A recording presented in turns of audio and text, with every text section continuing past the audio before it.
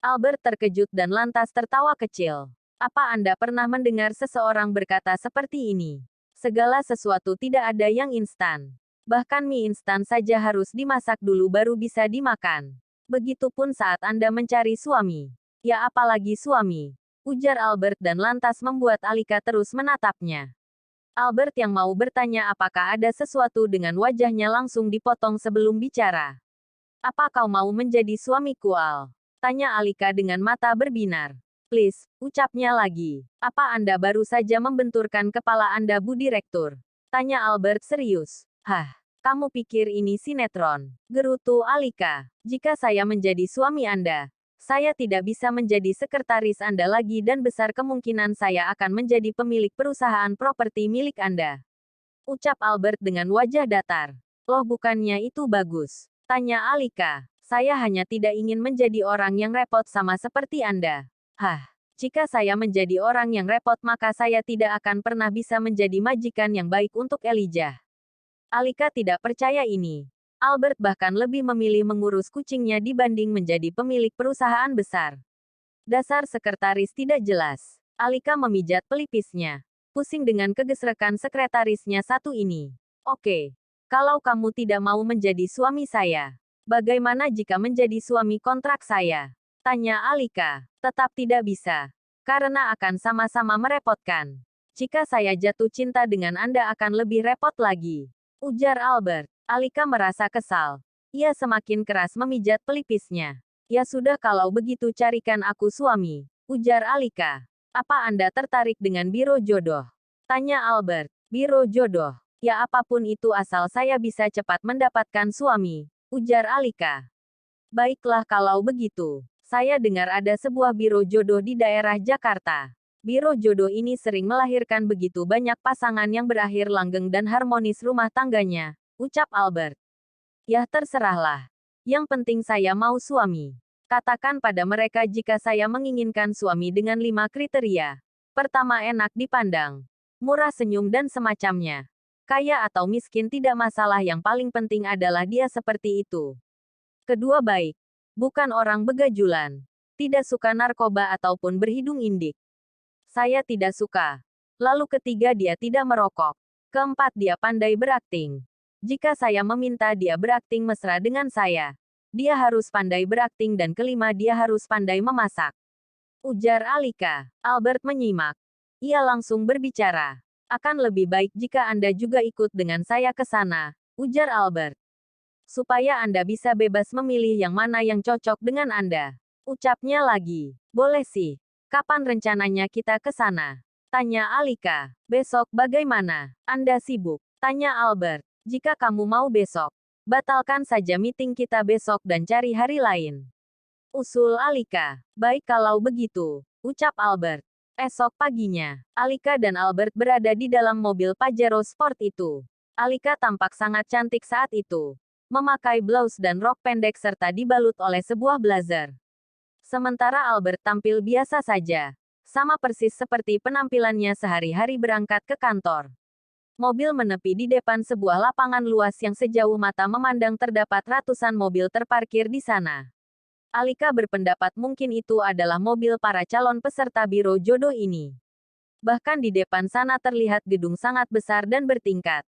Mirip sebuah apartemen atau gedung pencakar langit yang ada di pusat kota Jakarta. Tepatnya gedung itu merupakan kantor biro jodoh yang sedang mereka cari itu. Sedikit lebih jauh biro jodoh ini bernama Angel Stupid, bahkan sepanjang mata memandang. Alika bisa melihat spanduk pink dan merah bertuliskan Angel Stupid di seluruh area lapangan maupun gedung. Angel Stupid sebenarnya merupakan biro jodoh yang bernaung di bawah perusahaan Angelas Group. Perusahaan yang masih berusia seumur jagung namun akibat ketenaran Angel Stupid tersebut, ia mampu menjadi perusahaan terbesar se-Indonesia.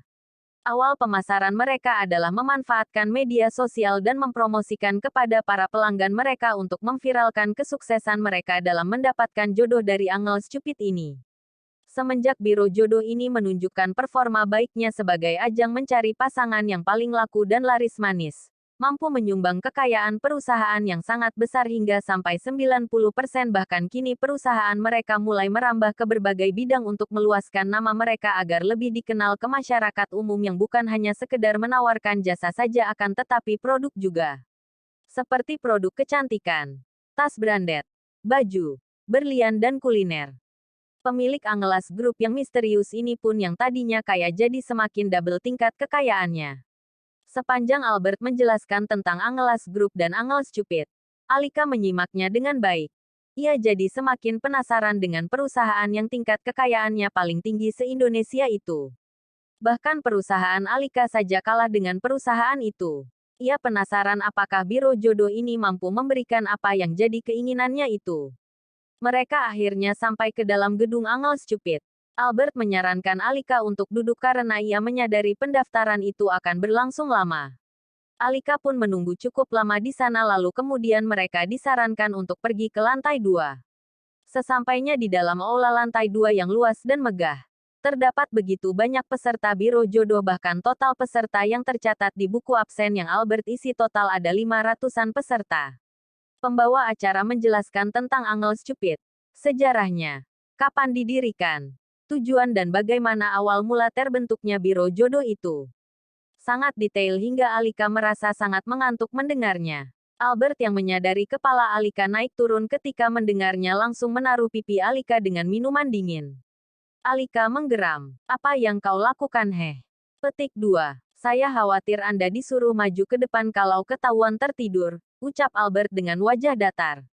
Alika memutar matanya. Kau pikir ini di sekolahku? Balas Alika. 1 jam kemudian pidato pun selesai. Bagi Alika itu adalah pidato yang benar-benar sangat berguna untuk dijadikan ajang baginya menahan kantuk selama 1 jam. Bagus sekali. Ia sudah mendengar pidato yang membuang waktunya. Tidak bisakah langsung skip saja bagian pemilihan suami? Alika yang merasa tidak sabaran pun berbisik pada Albert. Tidak bisakah langsung ke bagian memilih suami Al? Aku berlama-lama di sini bisa jadi fosil nanti, ucap Alika. Seseorang di belakang kursi mereka terlihat menertawakan. Alika terkejut saat menoleh ada perempuan sangat cantik di belakangnya. Seperti malaikat. Bahkan dia nampak seperti boneka di mata Alika. Tunggu, mungkinkah dia boneka hidup? Manekin yang tiba-tiba berubah menjadi seorang manusia. Wanita berambut panjang itu tersenyum manis pada Alika. Menyapanya. Alika balik tersenyum canggung. Alika akhirnya diperkenankan untuk masuk ke dalam sebuah ruangan. Albert sialan itu malah tidak memilih ikut ke dalam ruang itu. Benar-benar sekretaris tidak setia kawan. Seorang wanita dengan rambut menyurai panjang yang wajahnya hampir bisa disamakan boneka itu duduk di sebuah kursi dan tersenyum menyapanya. Tunggu dia. Bukankah dia terlihat seperti wanita tadi? Si malaikat itu. Alika langsung balik tersenyum menyapanya. Ia beralih duduk di kursi yang telah disediakan di hadapan gadis itu. Alika sesekali memberanikan diri menatap gadis tersebut dengan menaikkan sedikit wajahnya. Lalu yang ia terima adalah pesona kecantikan sang gadis yang begitu menyilaukan bahkan hampir melebihi sinar lampu di atasnya. Tapi kelihatan dari wajahnya, gadis ini tampak masih berumur sekitar belasan tahun. Ah tidak, minimal baru lulus sekolah sih. Sudahlah, kenapa juga ia harus memikirkan gadis ini? Gadis itu tiba-tiba mengajak Alika bersalaman. Alika coba meredam rasa canggungnya dengan sebuah kepercayaan diri dan sikap inteleknya. Ia terima salaman tangan gadis itu lalu balik tersenyum sama hal dengannya. Gadis itu berkata, "Perkenalkan, nama saya Angela. Saya adalah orang yang akan membimbing Anda untuk mencari cinta sejati yang mungkin akan layak untuk Anda pertimbangkan." Ucap Angela bijak. Alika cukup terkejut dengan sikap gadis ini yang seolah sudah paham arti melayani dengan sikap terpuji dan beradab di umur yang terlihat baru belasan itu. Tapi ya, bukan itu masalahnya. Apa katanya tadi? Pertimbangkan. Alika merasa ada sesuatu yang salah di sini. Ia lantas berkata, "Tunggu. Maksud perkataan Anda barusan yang mungkin akan layak untuk dipertimbangkan. Apakah mungkin maksudnya Anda berkenan memberikan saya kandidat calon suami yang kemungkinan besarnya tidak mungkin saya pilih?" Tanya Alika. Angela tidak terlalu paham dengan maksudnya. Maksud saya. Apakah tidak bisa jika saya saja yang mengajukan langsung kriteria yang saya inginkan? Tanya Alika. Angela yang baru paham lantas menjawabnya. Maaf. Tidak bisa Bu. Sistem pemilihan calon pasangan di sini memang seperti itu. Tidak bisa mengajukan syarat. Akan tetapi kita yang menawarkan masing-masing biodata para calon. Ujar Angela. Benar-benar membuang waktu. Alika menghela nafas kesal. Ia segera menyampirkan tasnya ke lengan dan bangkit dari kursinya. Hendak pergi. Namun sebelum itu ia melihat jam di tangannya dan berkata dengan wajah datar menatap Angela lurus. 2 jam. 30 menit lewat 2 detik, ucap Alika. Angela tidak paham. Saya sudah membuang waktu saya di sini 2 jam 30 menit lewat 2 detik. Tanpa ada kepastian dan jaminan keinginan saya dapat terpenuhi, ucap Alika.